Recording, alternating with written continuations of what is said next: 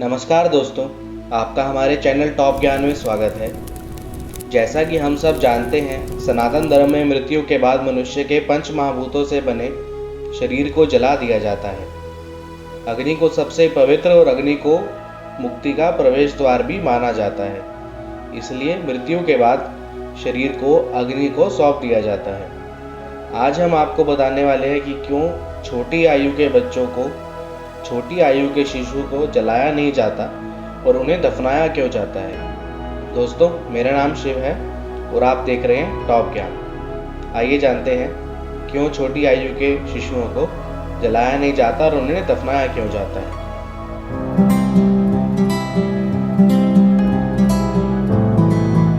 सनातन धर्म में मृत्यु के पश्चात गरुड़ पुराण का पाठ किया जाता है, जिससे मृतक की जीवात्मा को मुक्ति प्रदान हो। गरुड़ पुराण के अनुसार ही अल्प आयु के शिशु और साधु सन्यासियों को जलाने की जगह जमीन में गड्ढा करके दफना देना चाहिए। पक्षीराज गरुड़ भगवान विष्णु से इस बारे में बताने का आग्रह करते हैं।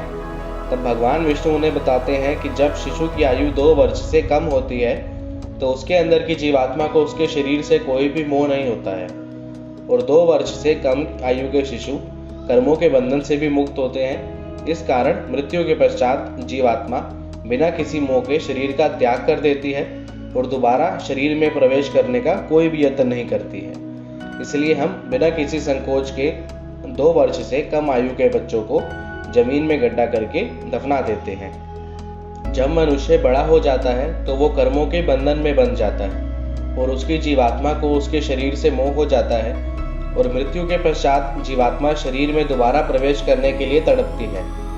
जब तक शरीर को जलाया नहीं जाता तब तक जीवात्मा शरीर में प्रवेश करने की कोशिश करती रहती है, और शरीर के जलने के बाद उसको समझ आ जाता है कि अब मेरा इस शरीर से कोई वास्ता नहीं है, तो अपनी यात्रा पर जीवात्मा आगे बढ़ जाती है।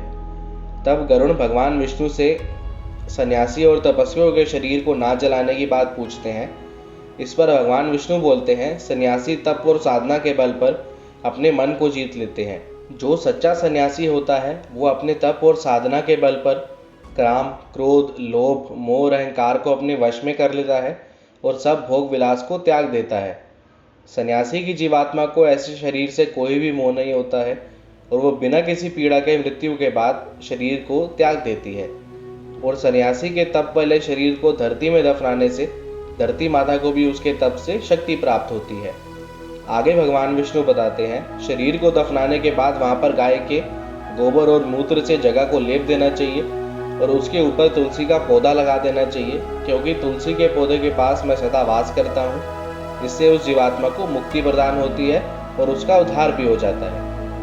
उत्तर प्रदेश के प्रयागराज में गंगा के किनारे आज भी ये नियम चलता आ रहा है, जहाँ पर हर कुंभ के पश्चात सन्यासियों के शरीर को गंगा के किनारे पर दफना दिया जाता है। दोस्तों, अब आपको पता चल गया होगा क्यों बच्चों और सन्यासियों के शरीर को दफनाया जाता है। सनातन धर्म से जुड़ी किसी भी प्रकार की जानकारी के लिए हमारे चैनल टॉप ज्ञान को सब्सक्राइब जरूर कीजिएगा। वीडियो अच्छी लगी तो लाइक और शेयर भी कर दीजिएगा।